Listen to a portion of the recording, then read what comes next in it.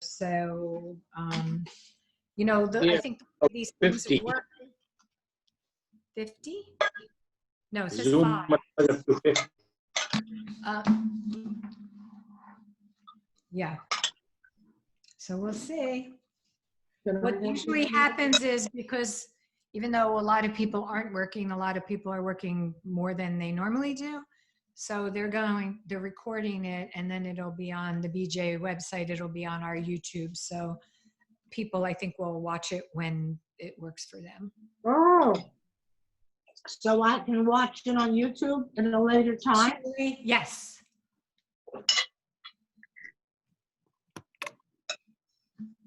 You're staying in all day, I hope? Sorry? You're staying in? I'm going to the park twice a day for long walks, but that's about it. Your mother's in, she's good. Yeah. The best things in life cannot be seen or heard. They simply must be felt in the heart, from Helen Keller. So I'm really delighted to be sharing this Soaring into Resilience workshop with you. And I really want to thank each one of you for taking that self-care to come and check in and spend the next little while with me. I must admit, it's a bit disorienting for me to be attending anything that has to do with B'nai Jeshurun and not hugging 50 people. So consider this a virtual hug. I'm a big hugger. I look forward to celebrating wonderful times together in the future, in the months and years ahead. So before we start, I'm just going to invite you to turn off your notifications and your other devices, because this way you can give yourself the gift of being fully present in this workshop that I've designed especially for you. In the Zoom toolbar, there's a tab marked participant, and you can press the button that says raise hand, and Rabbi Shuli can call on you, or if you want to ask a question, I'm going to be asking you a lot of times throughout the webinar to type in the chat box, and that way we can see and be inspired by each other. And then at the end, there's going to be time for questions and answers. So Shuli, if you could put up the slides. First, I wanted to just take a moment and tell you a little bit about myself. Drum roll. So while we're waiting for the slides, 20 years ago, my life changed significantly when 3 experiences with death and illness happened in my family in a 10-month period. My only sibling and younger brother, Gary, died suddenly of an asthma-induced heart attack, and I got the phone call at 4 o'clock in the morning. I had to tell my parents the terrible news a few hours later. And then 5 weeks after this, my father had his second bout of non-Hodgkin's lymphoma. He was hospitalized for 4 weeks and had to undergo stem cell transplants, or else he would have died. The doctors told me and my mother that survival was unlikely, but survive he did. In fact, my dad lived cancer-free for 19 years. Next slide, please. 10 months after Gary died, my oldest son, Jonathan, became catastrophically ill with rheumatic fever. He was twitching and drooling and heavily medicated for 4 months. The doctor told my husband and me that Jonathan would recover, but he didn't know how long it would take. He told us to rent a cottage and go hang out by the ocean so that the sea air and the calm would help Jonathan heal. Jacob found a cozy place in Bell Harbor in the Rockaways, and we moved away 12 miles away from the hustle bustle of the Upper West Side in New York City. Each night I had to sleep in my son's bed to massage his tired limbs and help him go back to sleep when a seizure or a cramp would wake him up. As Rabbi Nachman said, it was a really narrow time in my life and my family's life. Next slide, please. During the height of Jonathan's illness, I had a calling from above while walking along the beach.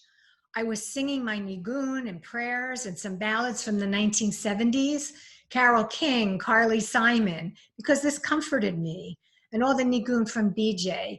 And suddenly I heard the name Soaringwords from above, and I stopped right there on the beach. I had a knowingness, and I got chills. I knew why I was born, and I decided to devote the rest of my life to launching Soaringwords, a not-for-profit organization whose mission is to inspire ill children, families, and adults to take active roles in self-healing. So you can each take a deep breath now, because today my son is fully recovered. Jonathan's 30 years old. He's 6'1". He towers over me. And drum roll, please. The next slide. Just 9 months ago, he became a daddy when my beautiful daughter-in-law, Evelyn, and Jonathan became parents to baby Charlotte, who we call Charlie in honor of my beloved dad. Over the past 19 years, next slide, Soaringwords has inspired more than 500,000 ill children and families and adults grappling with serious setbacks and medical challenges. And what I've learned is that ill children and their families are some of the most resilient people on the planet. So today, I'm going to share the latest findings with you from positive psychology. Next slide. Called from thousands of encounters with heroic children, resilient parents, and adults who are grappling with serious challenges.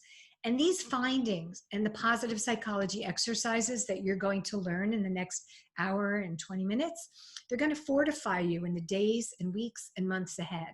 And you're going to become stronger as you begin to tap into your unique resilience and strength. So consider this your very own resilience masterclass. So we're going to unpack what is resilience, how can you strengthen your resilience, and what are the common pitfalls that actually make people more vulnerable to suffering and setbacks. And I promise you, it's not what you think.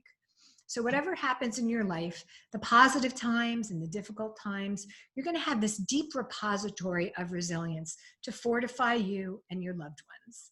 So let's move on.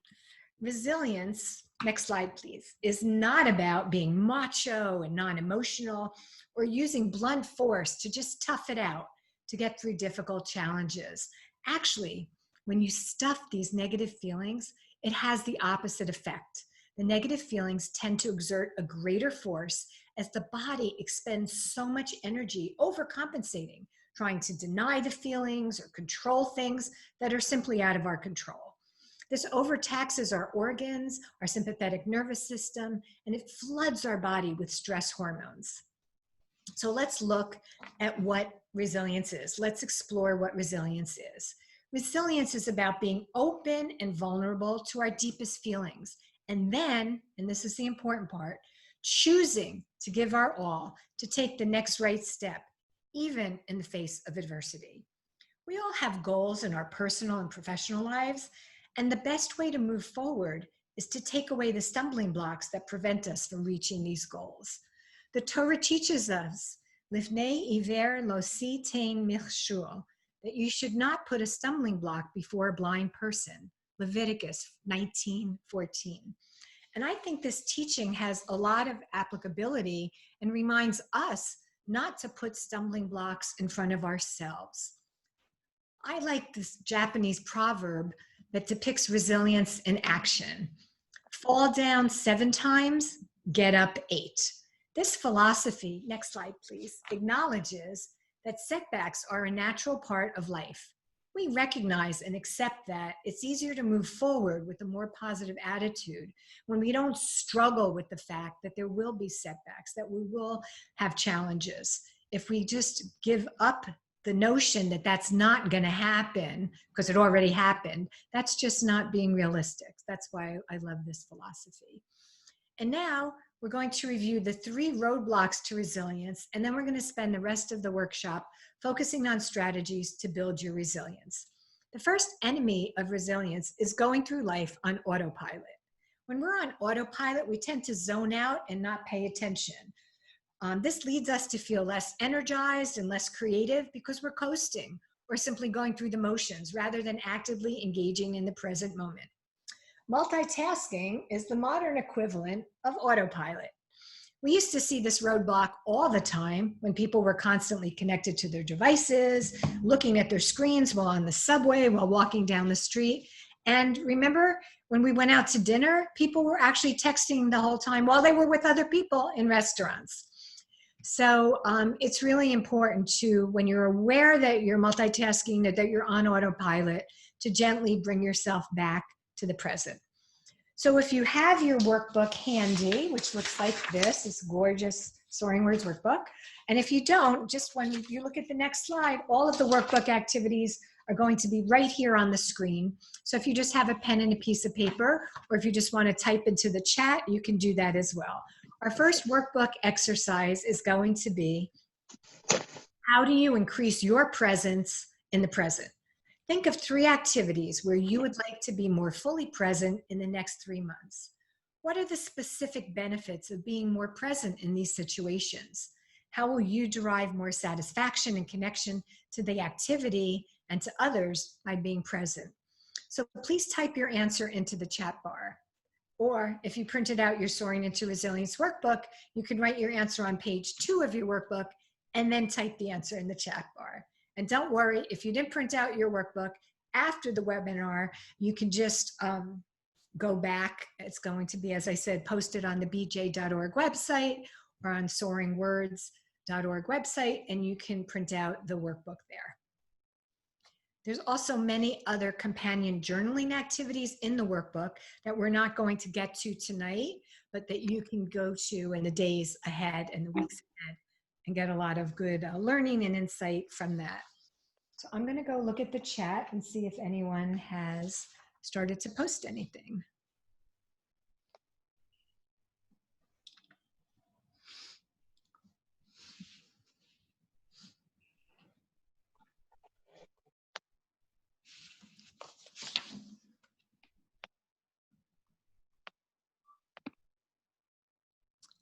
Okay. Julie says, when I'm with my daughter and when I'm meditating and when I'm reading. So these are really great things. She picked a really important relationship in her life, her daughter. So she's going to be more present with her daughter.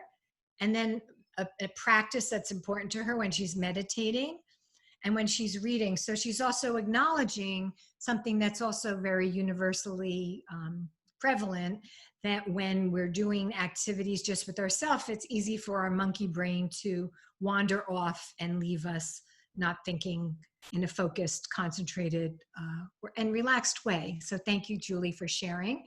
And Carol says, washing my hands and putting on my mask. Excellent. Sydney says, I would like to be more present during my daily walks. And Miriam says, in her exercise regime. That's a good one. Since when we were starting the meeting, I'm just going to grab something. Oops, I don't know where I put it. Oh, here it is. I'm spending a lot of my days on Zoom and meetings and conferences. So I have my exercise bands here.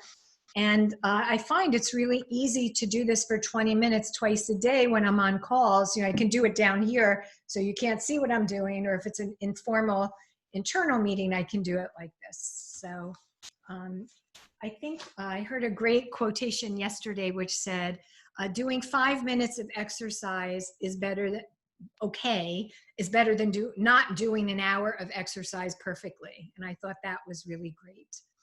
Angeline says, learning how to do Instagram so I can post photos on it, which is wonderful since you're a photographer.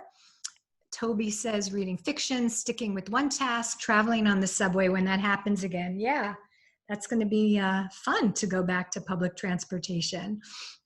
And Jan says, enjoy more reading, complete my paperwork. I don't know if that's ever going to happen. I don't know about you, but my paperwork always multiplies when I go to sleep at night, and enjoying my walks. Okay, excellent. And thank you, Carol. You're so generous. She's offering to give Angeline an explanation on Instagram. Okay, so let's go back to the main screen.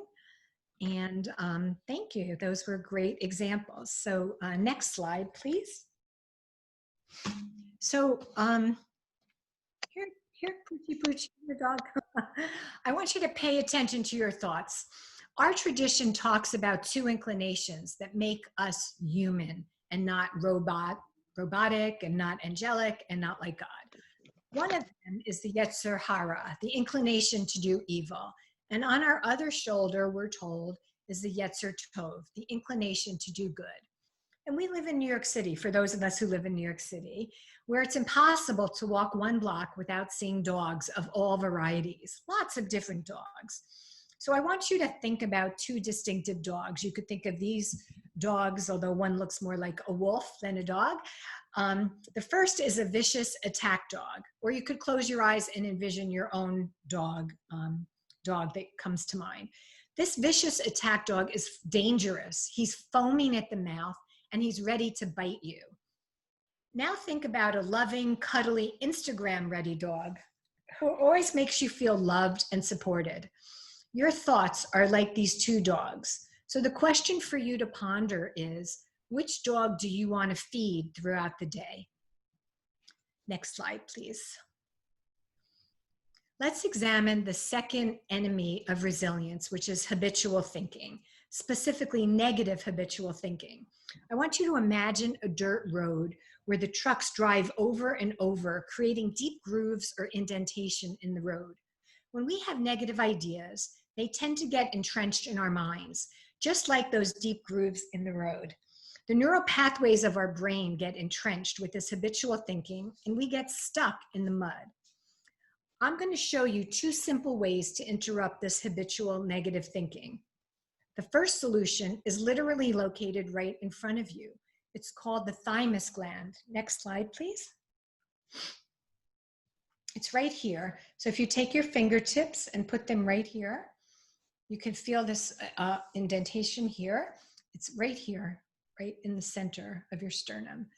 And you can start to tap gently. The thymus gland is located near your heart, and it produces T cells, which are fighter immune cells. So gently tapping on the thymus increases your immunity by stimulating production. And this simple action creates an interruption and a disruption in your negative thoughts, so it can help you gently shift back to the present. There's another solution to help you remember to stop your mind from traveling down the habitual road to negativity. And it's as simple as learning your ABCs. In fact, it's called the ABC model. So let's unpack how this model works. Something happens and boom, you're triggered. You start to react. That's called a trigger or an activating event. That's the A in the ABC model. The belief is the B in the ABC model, and it's closely linked to the activation. So let's just say that your annoying neighbor starts to brag about his grandson's latest accomplishments, and you're already getting frustrated. Really? Another 20 minutes about all the things that this kid has done? Or your boss starts talking about priorities just 5 minutes before you are about to turn off your computer and sit down and have dinner with your family. Seriously? The negative beliefs automatically start flying in. But what if you could take that momentary pause by gently tapping or by thinking about the ABC model? If you become aware of the belief that you start thinking when you get triggered or activated, it also serves to separate the belief from the activation, which serves to deactivate and lessen the impact of these negative beliefs. The last part of the ABC model is the connection between the beliefs and the consequences. By acknowledging the belief and taking the pause, you can choose the consequence rather than just going from activation to action. So the slide that was just up had several examples from an activating event. I'm quite confident that each one of you will have absolutely no problem thinking of situations where you get activated and spring immediately into reaction mode. So let's review a hypothetical example on the next page using the ABC model to analyze each of the steps in the model. So here's the situation. A person at the cash register takes 20 minutes to help a customer while you're waiting. And you start thinking, he's wasting my time. I have no tolerance for this. And then you start getting frustrated and your heart starts racing, and already you're getting agitated. So next slide, please. Now I invite you to think of an activating event that happened to you in the past week and type that into the chat. And after the workshop, you can go to your workbook on page 3, and I've left a blank chart for you, and you can fill in and journal about this and write about it in greater detail. So just take a moment and type into the chat something that made you activated in the last week. A friend was trying to convince me to get an app that I didn't want. Okay. Anyone else?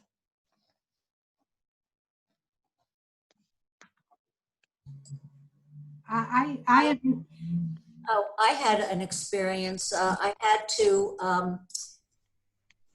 to learn a new computer program that I'm going to be using for a company where I'm treating patients.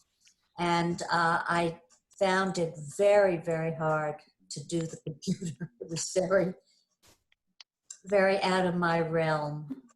And I got quite upset with myself and with being older, and out of touch with some of the new ideas in technology. Right. I find that when I'm walking down the street and people without masks or hogging the sidewalk bother me.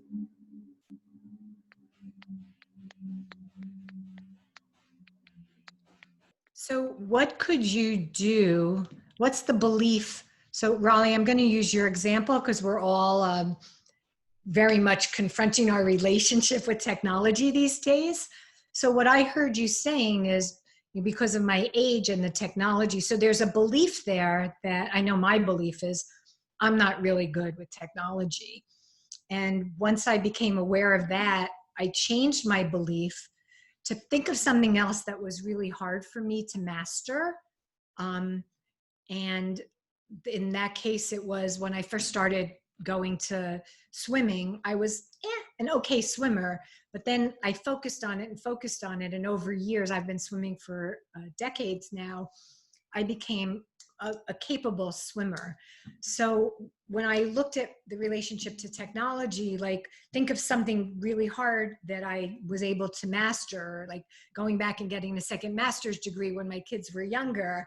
If I could do that, then maybe I could learn this new computer program.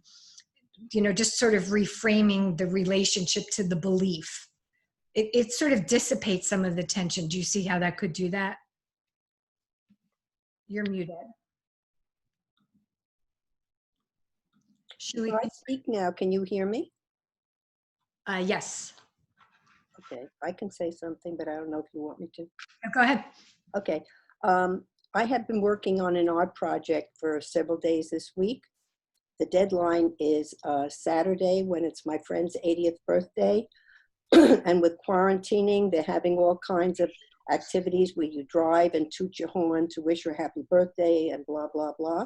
But I live in New York and she lives in New Jersey, and I decided, much to my own satisfaction, that I'm mature enough to decide I was not going to get in my car, drive to New Jersey and toot my horn and drive home, because normally in the past I might have done that, but I decided I wasn't.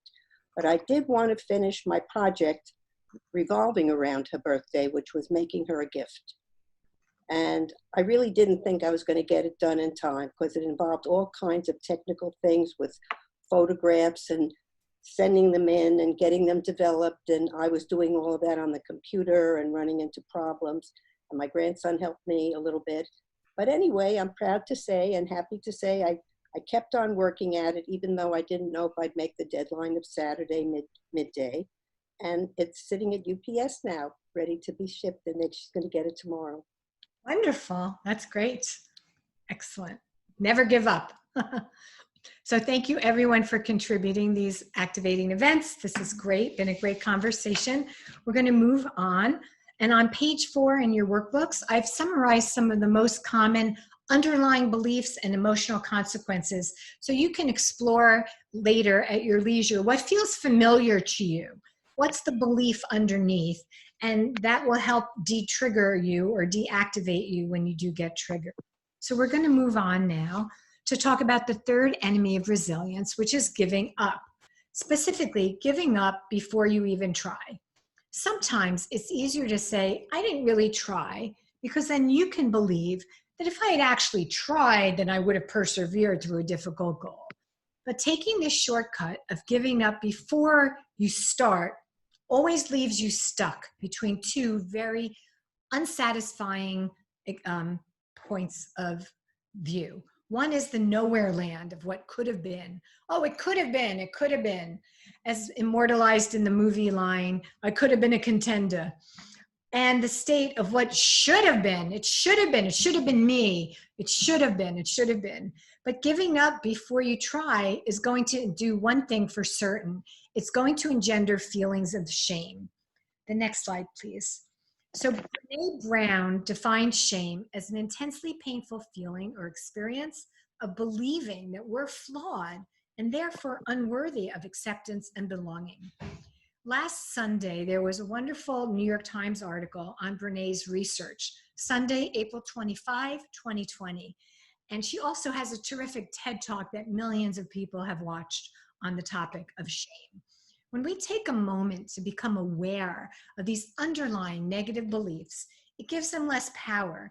And then we can replace them with a more positive affirmation or statement, or just acknowledge them by saying, I see you, I understand that I'm having these feelings, and then you move on. So in a few minutes, we're going to see how we can look at our underlying negative beliefs and change them to become more resilient, something that's very hot and common in the positive psychology parlance, to have more of a growth mindset.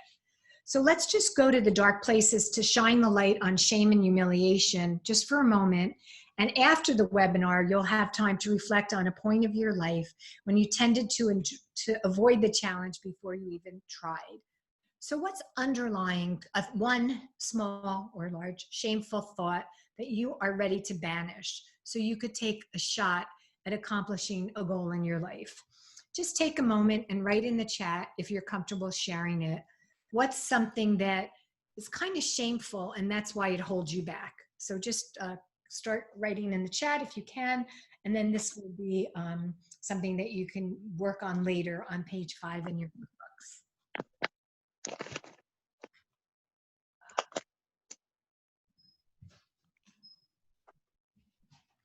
Let's see who's going to start us off. Oh, good. Another Brene Brown fan.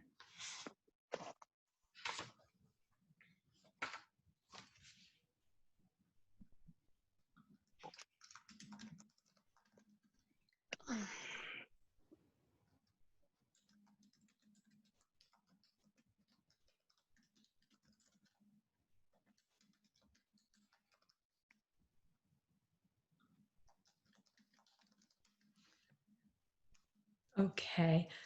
People are sending me private comments, so I'm not going to share them at this time, which is fine. Let's just move on. So let's talk about resilience. What is it?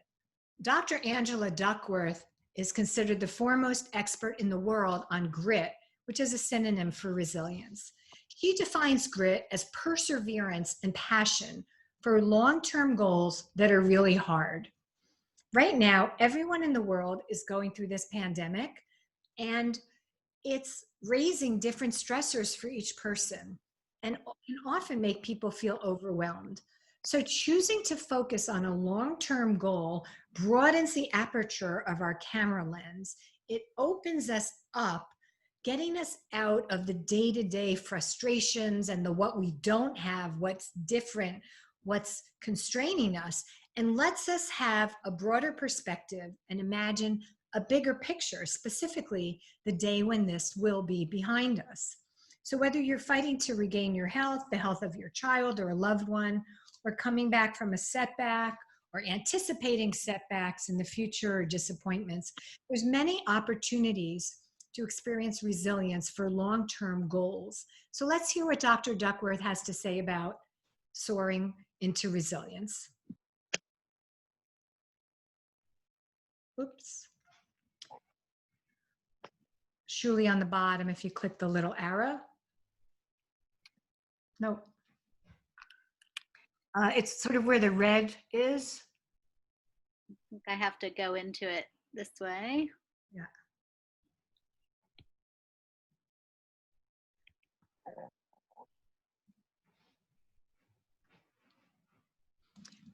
It's on the, nope.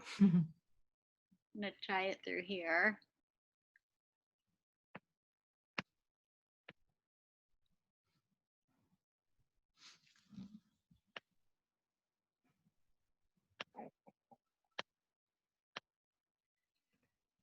On the bottom.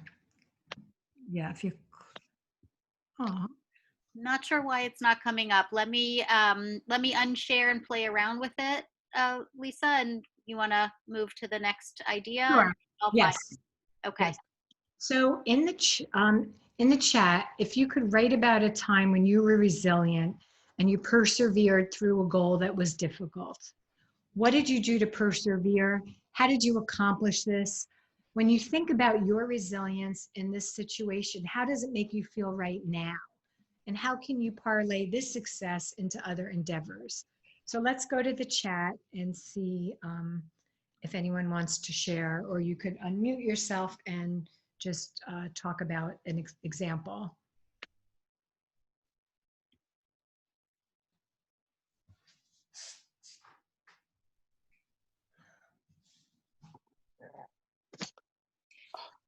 Lisa, can you repeat the question again? Sure.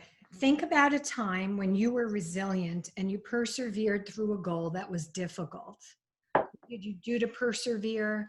How did you accomplish this? When you think about your resilience in this situation, how does it make you feel?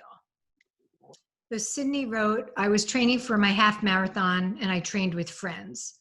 So that's great because that's obviously a big goal, an audacious goal, but doing it together with friends means they could support each other. And oftentimes if we make a commitment, even verbally to another person, saying, you know, I'm going to commit to doing this, then we're much more likely to stick to that goal than if we just made the goal to ourselves in our mind.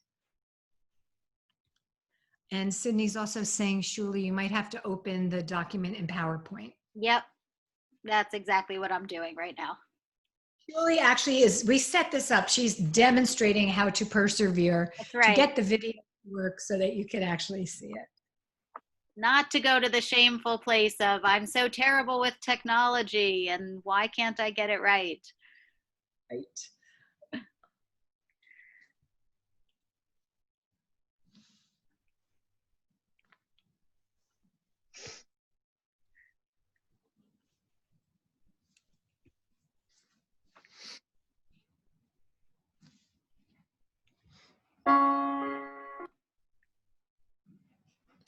It sounded like video. But we can't see. It's not on this screen. Not on this screen? Okay, hold on one second. I'll try again. Go to a new share. Go to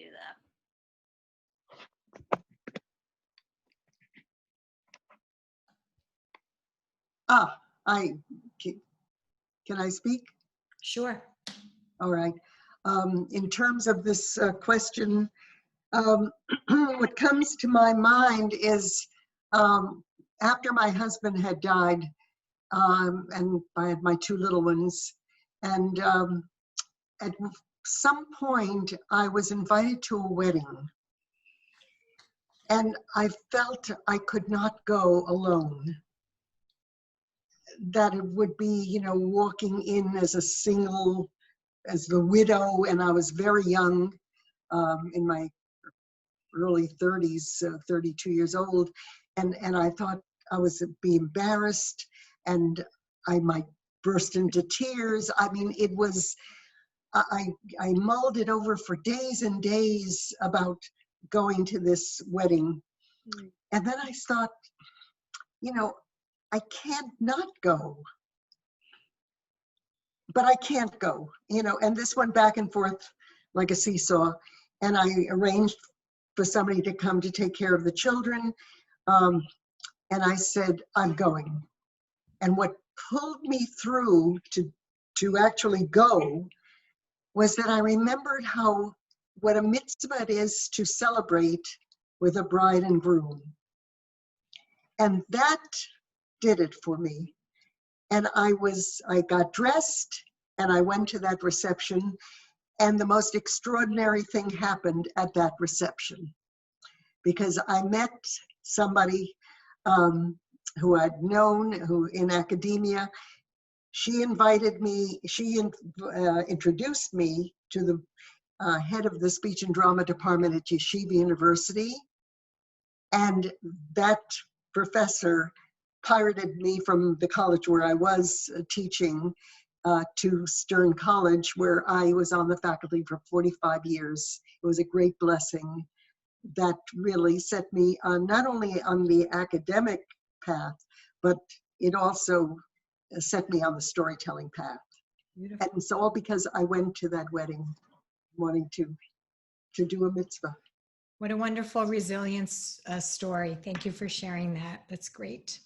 Shuli, do you have good news for us?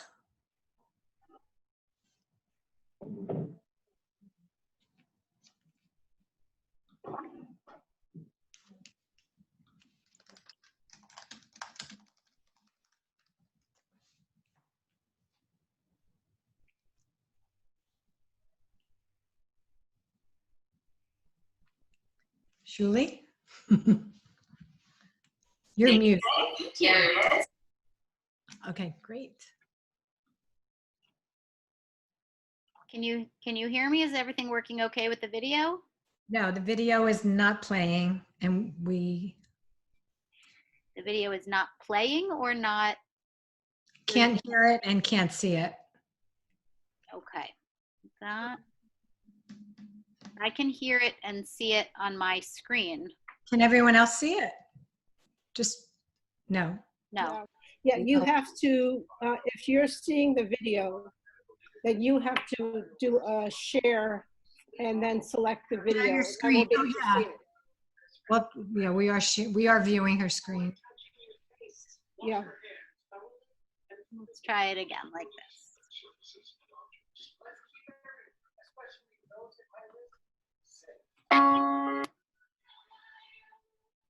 Okay, then share the video. You know, as the video plays, then you do share again and select the video. And we'll be able to see it.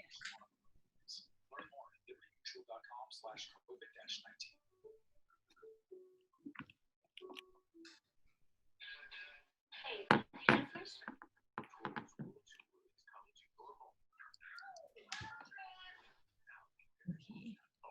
Um,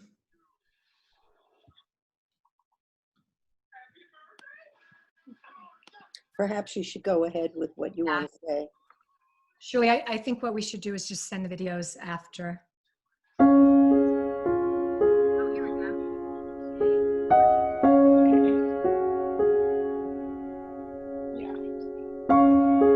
Talk a little bit about positive mindset.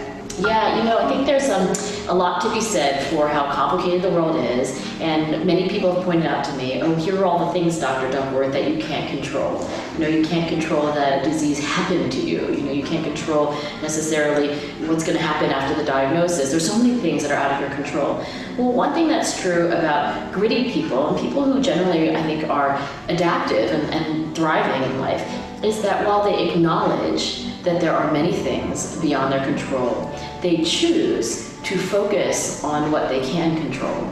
And by that I mean, for example, if you are a parent with a sick child, it's true that there are many things that you can do nothing about, but you can ask yourself every day, what can I do, you know, towards whatever end you're trying to, you know, to get your kid better care or to make them, Prettier. Exactly. So you talk about in the book this concept of deliberate practice, which we'll get to in a minute.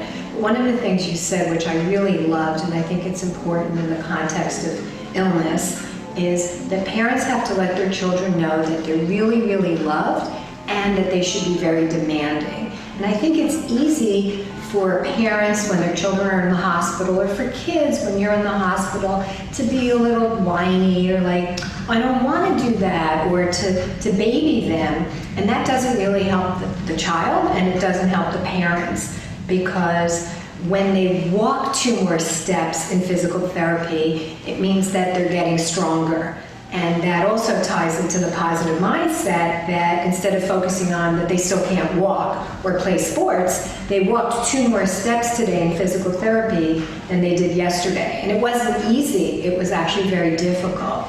So all those things kind of coming together. Yeah, absolutely. I couldn't agree more. It's certainly love when you support your children and you tell them that you respect them and that there's nothing you wouldn't do for them. But it's equally love when you tell them, you know, I need you to get up again. I mean, you know, I'm going to push you a little bit. You know, if you didn't love your kid, you wouldn't do that because that's hard, right? And so the challenge, I think, is to know how much to push, right? So you can push too hard, right? I mean, you can ask them to do things that are just impossible for them to do.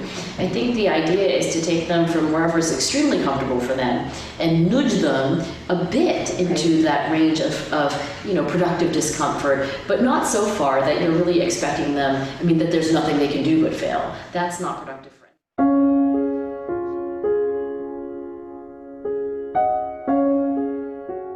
Thank you, Angela. We're so glad you could join us. Next slide, please. So precision athletes and world-class musicians practice their skills and devote themselves to harnessing their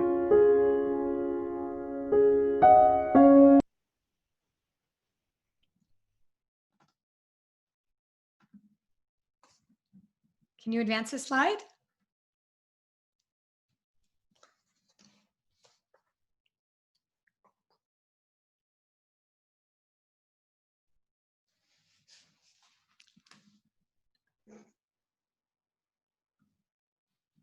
I think on the bottom left. Click on the white part of the slide, Shuli. Not the active area.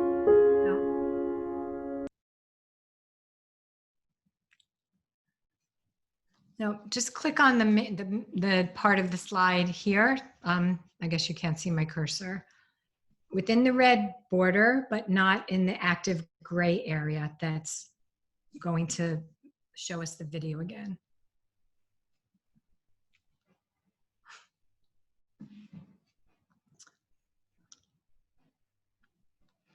Nope. Maybe if you scroll down on the right.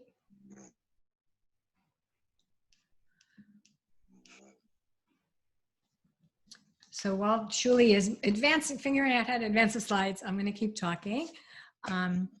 Precision athletes and world-class musicians, they practice their skill and they devote themselves to harnessing their passion for over 10,000 hours to perfect their craft.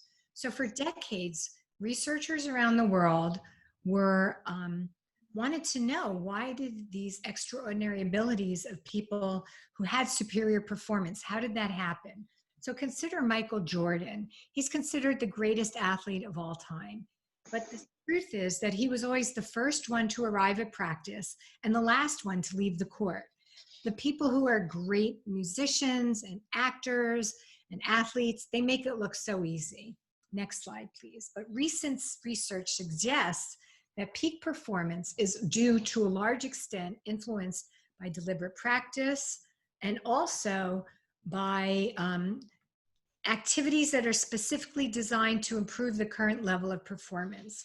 So instead of just doing mindless repetitions, deliberate practice requires meaningful, specific goals, focus, and feedback from an expert. That's why a lot of people have coaches.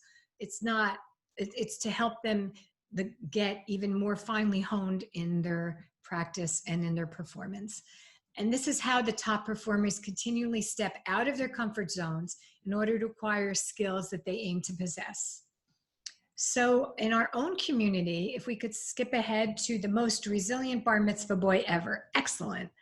So in our own community, it's always so inspiring when we see people learning to read Torah for the first time in their later years. So I wanted to share the story of Yisrael Kristal, because he's surely the most resilient bar mitzvah boy of all time. As a young boy, Polish-born Yisrael Kristal looked forward to turning 13 when he could celebrate his bar mitzvah, the coming-of-age Jewish ritual. But that was in 1916, and World War I crushed that hope. Little did he know that he would wait an entire century, 100 years, for that ceremony.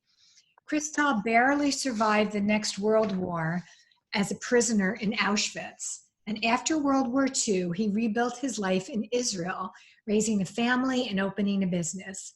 In 2016, the Guinness Book of World Records recognized him as the world's oldest man. But the milestone event that marks a Jewish boy's passage into adulthood still eluded Crystal until he finally celebrated his bar mitzvah at the age of 113, surrounded by his 2 children, 9 grandchildren, 30 great-grandchildren in Haifa, Israel. Now that's resilience in action. On the next page shows you a workbook activity where you're going to write about a time when you were resilient and persevered through a goal that was difficult.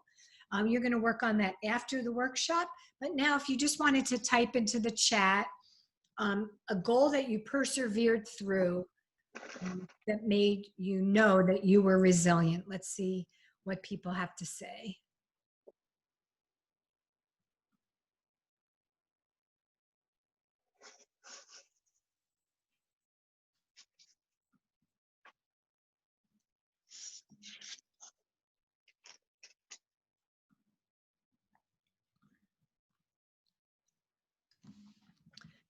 Denise said privately, figuring out how to continue to excel in school, even though I had to leave my college in less than 24 hours, move home, and continue a very full course load. Well, congratulations to you, Sydney, and all the college students whose lives have been really disrupted.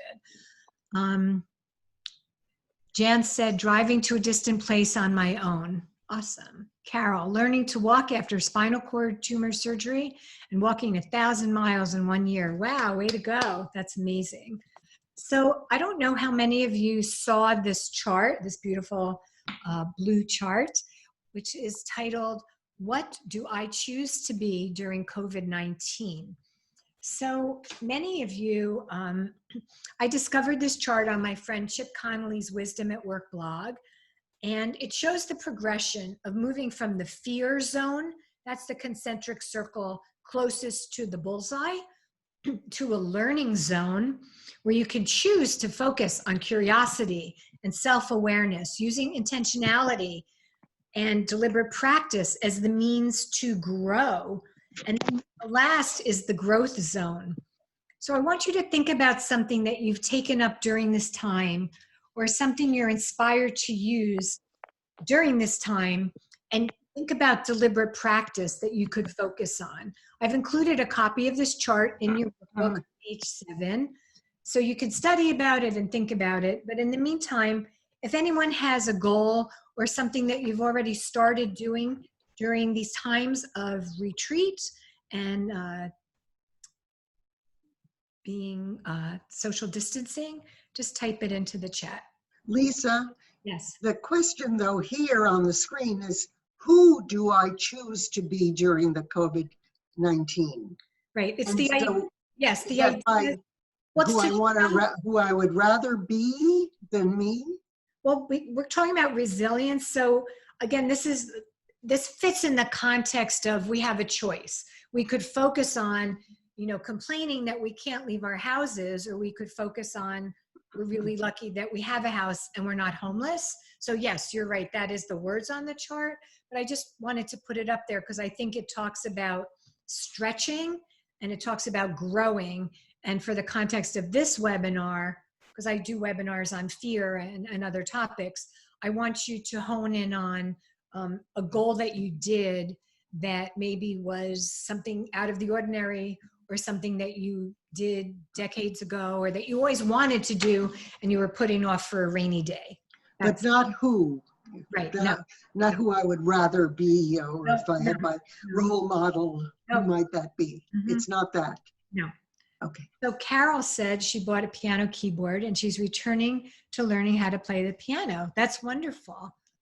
2 weeks ago, I started taking voice lessons, which is something I used to sing when I was in junior high and high school, and for years with my guitar. So that was something that I picked up. And Helena is saying that she's davening twice daily and continuing my study of Jewish texts, which I started when I recently retired. Excellent. And you're not alone. I understand that the daily minions are doubled in size because people are using this time to take advantage of doing something that perhaps they hadn't been able to squeeze into our busy, hectic New York lives or wherever you live, our busy, hectic lives. So thank you for sharing these great examples. We're going to move to the next slide, which is in page 8 of your workbook. Again, after the workshop, you can think about what Angela Duckworth said about following your passion and something that's difficult, and think about something where you devote a tremendous amount of time and energy that makes your heart soar. And for some people, it could be spending time preparing meals to feed your family. For others, it could be learning as much as possible about your favorite topic. Attendance, as Helena said, in the daily virtual minion services. And just, you can have some fun really thinking about this and chewing on this, because it should be something that's challenging and that makes you feel invested and accomplished. Because when you devote yourself to something that's challenging and that engages your passion, you go from a state of doing, being a human doing, to what's called a state of flow. And when we're in a state of flow, time stands still and we become one with the activity, and we can literally lose ourselves in the activity, whether that's taking a walk, whether that's looking at nature, whether that's sewing or knitting or creating something or painting. So we've already spent time earlier in the workshop talking about the obstacles. Now I want to spend the rest of the time talking about the insights and the pathways to resilience. So on the next slide, you'll see Dr. Carol Dweck of Stanford University. She's considered the leading expert in the world on growth mindset and fixed mindset. Her work provides important contributions to understanding the way our thoughts shape our actions and emotions. Specifically, we have a choice, the way we react to our thoughts. So let's explore this concept, because every day we have dozens of choices to make that determine what thoughts will prevail. Because as you well know, our thoughts that we repeat often become our beliefs, and our beliefs that we repeat often become our mindset, and our mindset becomes our mental schema, which is a fancy way of saying the lens through which we see the world. So on the next slide, this really dimensionalizes Dr. Dweck's theory of growth mindset. There's a profound bias built into each one of our brains. You either focus on tilting more towards what I can't change, more of a fixed mindset, or you tilt towards thinking of what I can change, more of a growth mindset. When you use your growth mindset, you tend to be more optimistic. You start to think about examples of other difficult goals or challenges that you overcame. And with the growth mindset orientation, you believe that you will be able to persevere once more. So if you think about a lot of the little prompts that I've been sharing with you throughout the workshop, it was to kind of guide you down that pathway to start thinking of examples from your past and start imagining things that you want to do from your future that really are sort of tilling the soil of a growth mindset. People with more of a fixed mindset tend to keep hearing that negative voice inside their head telling them that they can't do it. And these negative tapes keep playing like that broken record or that habitual grooves in the road that we talked about, so that they get trapped in this downward spiral like a hamster on a treadmill. So here we're going to hear what Dr. Duckworth says about the benefits of having a growth mindset. Fingers crossed.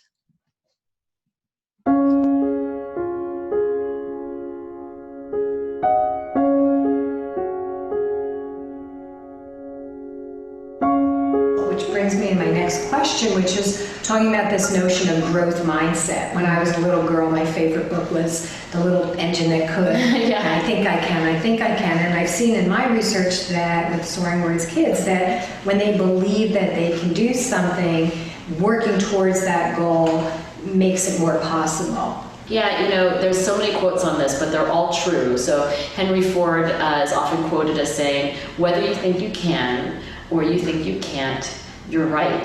And you know, that gets to this kind of self-fulfilling prophecy, certainly on the I can't part, right?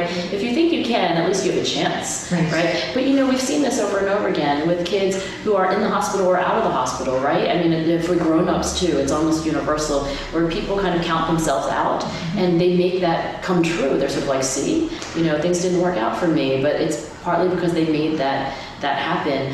I think to have a growth mindset is to really focus again on what you can change and to hold on to a bit of hope, right? That there's something, you know, maybe not everything, maybe not most things. There's something that you could do to make your situation different. If you talk to Carol Dweck about where her research really comes from, you know, she was going through college when some of the earliest experiments were being done by Marty Seligman and Steve Mayer, trying to figure out the science of hope and the science of hopelessness. And she knew about these studies, but she was asking the question, well, where does hope come from? I mean, it's true that we can now understand it a little better, that to lose hope means to lose a sense of control. And that was the seminal finding. It's kind of obvious to us now in 2016, but 50 years ago, it wasn't obvious. Carol wanted to know, where does this bias come from to sort of tilt towards what I can't change or tilt towards what I can? And I think her profound insight is that we're all walking around the world with these little private theories in our head, and you know, the sort of the way it is, you know, the way the world works and the way human nature works. And for somebody with what Carol would call growth mindset, your theory is that intelligence and ability itself is malleable. Like, people at their core are changeable. And if you have a fixed mindset, it's the opposite belief, which is that you believe deep down that you are who you are. You know, I'll never be good at basketball, or, you know, I'm just not a math person. I'm an introvert, and there's nothing, you know, that would ever change that. And I think that science is on Carol's side. So not only is a growth mindset more adaptive in the sense that things generally work out better for you when you keep trying, but it's also true from a neuroscience point of view that in fact the brain is plastic, and it's plastic all throughout life. Which is why it's so important that when someone gets flattened by an illness or a diagnosis, they see that there's a lot of room in there to work hard, to have the deliberate practice, to have that positive mindset, that has a positive cascading impact on their physical and their emotional well-being. And I don't think either of us are here to say that, you know, you can cure anything with a positive. That's not the message. And I know you well enough to know that we agree entirely on that. I think that, you know, you're exactly right that, you know, if you approach things with, well, what can I do? You know, what could I do with this day to make it as good of a day as I can make it? I mean, that's all it really is. And I think that kind of light switch of deciding that you're going to do that versus kind of capitulating to, you know, this more passive, like you're just kind of being tossed around on the sea of circumstance, I think it really dramatically does. It's like you said, it's a cascade.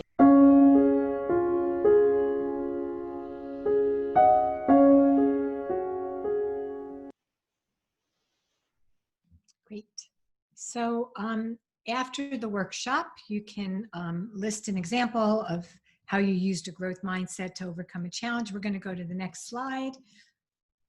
And I wanted to share an imagery exercise with you before we go to our closing peak altruistic pay it forward activity. So if you could just close your eyes, this is going to take less than 2 minutes, and put your hands at your side. Or if you're sitting down, you could put your hands on the arm of the chair or on your lap, and uncross your legs and your hands, and just close your eyes and listen to my voice. I want you to breathe out through your mouth, breathing in through your nose, breathing out through your mouth, in through your nose, breathing out and breathing in. Keep your eyes closed. Think of a time when you used your growth mindset to overcome a challenge. What unique strengths did you use to persevere? And how did this make you feel when you pushed through the challenge to succeed? What are you most proud of and why? Breathe out one time, and when you're ready, open your eyes. And just type into the chat if you'd like to share your example. And after the workshop, you can spend a little more time writing about this imagery experience that you had, what you saw, how you felt, where you were you in the mountains, were you at the ocean, and using your growth mindset in concert with your very strong and focused imagination. And these prompts are listed on page 9 in your resiliency workbook. So does anyone have anything to share?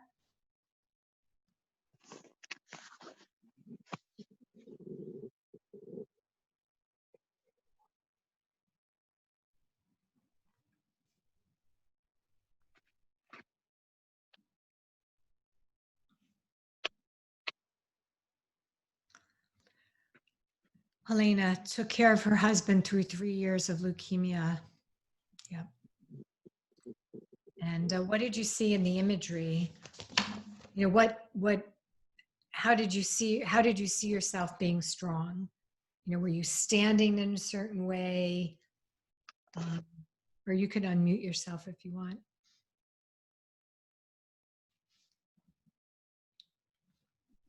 You know, I always think of myself in the hospital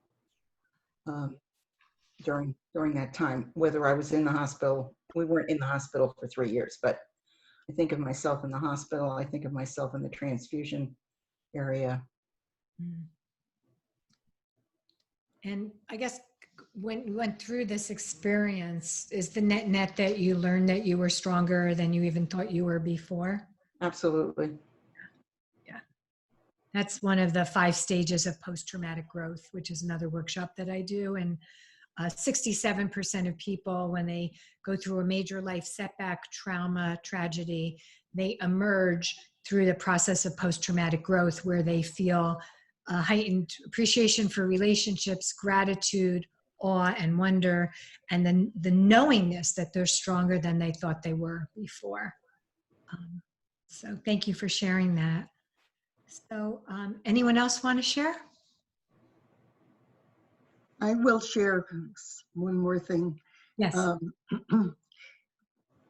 When I was alone, widowed, many years ago, as I say, I was a relatively young person, and my kids were tiny. They were not even toddler. One was a toddler.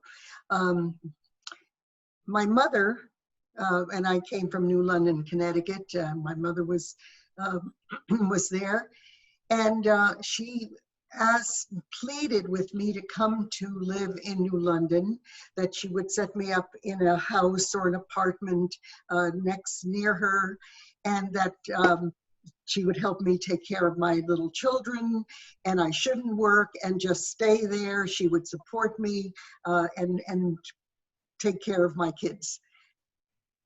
And I thought about it for about a half a second, because I knew that I would not be able to just be there to take care of my children and do nothing else with my life and waiting for them to grow up, perhaps. And so even though I had no income at that time, this was right before I started my academic life, and I had no idea at that time that I was going to go into academia and be able to earn a life and a living. I just knew, though, that I couldn't be dependent on my mother or anybody else. And so I said, no, I will stay here in New York and with my children, and I will take care of them and find someone to help me. And that's what I did. Wow, that's a beautiful story. And that's the inflection point, also the moment when you had a choice. Yep. And you chose to move forward into the Would have great unknown. Yeah, it would have been an easy choice, an easy life, but I would not really be able to develop who I am, who I became, who I wanted to be, and the way I wanted to live my life, even though at that point I didn't know quite which path I would take or what the journey would be like. But I say, Baruch Hashem, Gott sei Dank, and God, thank God, 100 times a day. And I became my mother in saying that. And I took the strengths that she had, and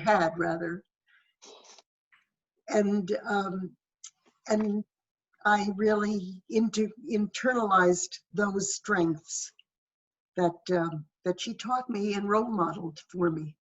Beautiful. Thank you. Thank you for sharing that story. So speaking of inspiration, one of the best ways to overcome fear and stress and negative feelings is always to do something kind for someone else. And that's why Soaringwords always invites people to pay it forward, to create something to donate to hospitalized children all around the world.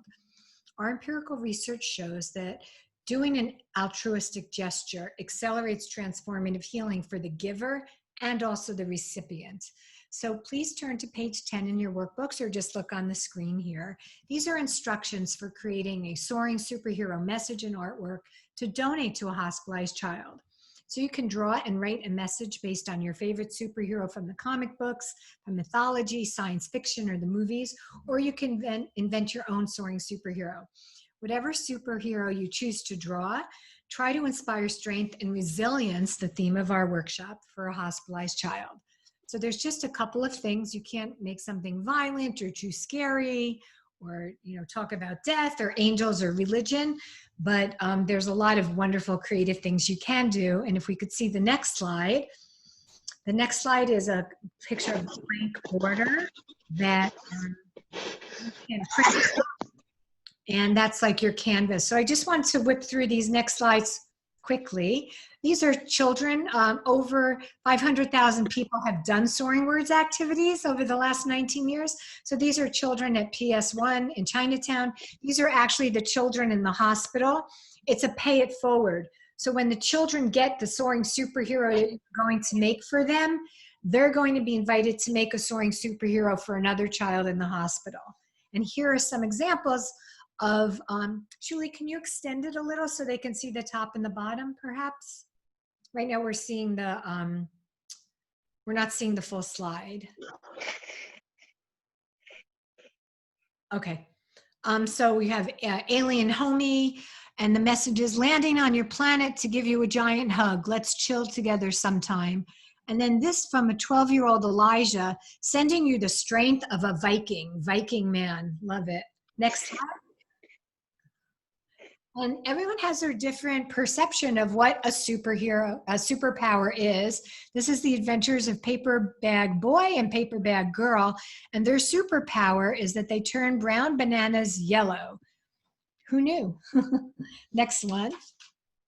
Animals are always fun because children love animals. So here you have Bunny Boy and Penny the Pleasant Penguin. I make you happy. Next slide. Food is always good, although sometimes children in the hospital are on restricted diets, but I just thought these were really adorable. Toast Man. I would like to make toast for those who choose what is right and just over that which is easy. And then Pancake Bob. He'll make you pancakes. He'll feed you a healthy breakfast. You will be strong like him when you eat his pancakes. How do people think of these things? And this one, not to intimidate you, but I just thought that was an amazing drawing. And the superhero, as you can see, is in the dog's paw. The next one feels very applicable for the days we're living through. It's Super Nurse. She makes you feel well with tender, loving care. And then again, Super Monkey and Ninja Penguin. And then the last one kind of culminates in many of the theories that we were talking about tonight.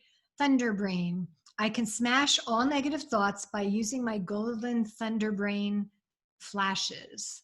So I wanted to thank everyone for coming today. And on the next slide and in the chat, we have a link to the post-webinar survey. If you just go into the chat and download that link, I promise you it will take less than a minute. And it's really helpful to us to measure the before and after. And then if anyone has any questions, I'm happy to, if you want to unmute yourself or type in the chat, I'm happy to just take a few moments and answer any questions that anyone has. Hi, Reggie. I didn't see you before. Glad you came. Thank you. Wait, I'm looking for the survey and I went to the chat, but I don't see it.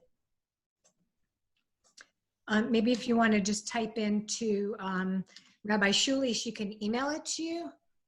Okay, here.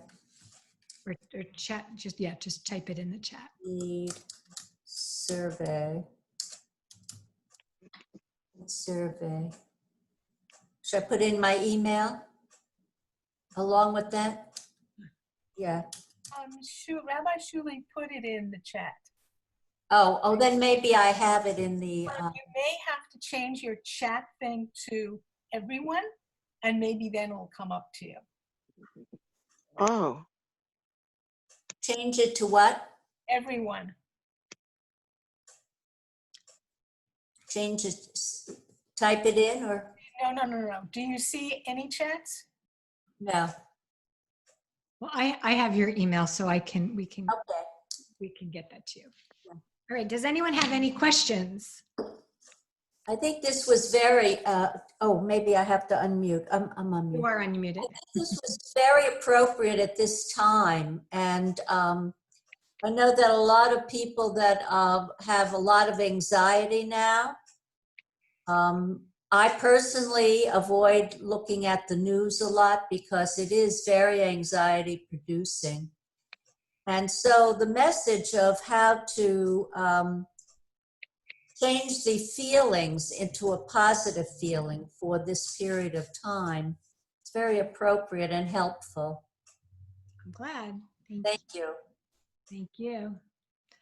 Thank you all very much. And please, if you make the superhero, when you make the superhero message and artwork, you can just email it to heal, HEAL, at soaringwords.org, or Lisa, LISA, at soaringwords.org. And we'll make sure that we'll post them on our website and get them into the hands of children and families who will really be touched and surprised and delighted by your kindness, and it will inspire them to be more resilient and hopeful. So Soaring Words is the power to heal. Thank you, Rabbi Shuli. Thank you, everyone, for showing up. And Thank you. enjoy the rest of your Thank you night. so much. thank, Thank you. thank you so much.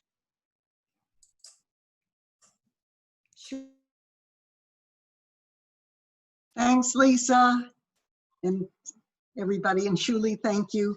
And I don't know if my message got through, but I do need the post survey. Thank you very much for everything.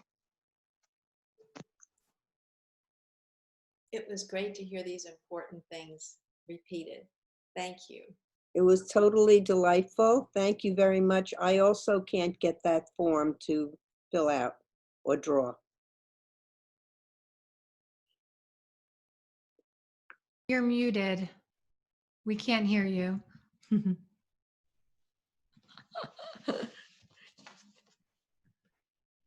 I can't hear you. Can anyone else hear Shuli? Or you can, no? This is the Zoom where all the technology goes a little kerflooey, but that's okay. Thanks for staying with us, and good night, everyone. Thank you. Good night. Thank you.